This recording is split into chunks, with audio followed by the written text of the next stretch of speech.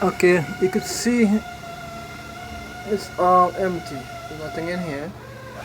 I'm gonna start to put in the airbags, and those wide long strips you see on the floor there are called airbags. So those go in the roof up there, right along the roof, and on the other side too.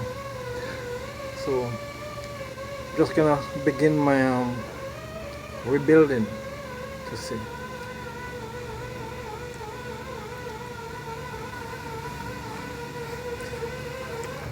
So as you can see, it's empty, nothing in here. As I said before, I'm gonna start to rebuild the entire inside. And here outside is the chassis. This is the chassis. The chassis and engine.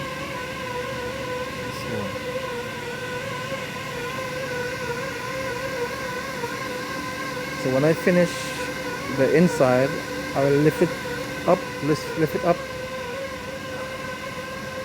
I'll lift the whole thing up on the lift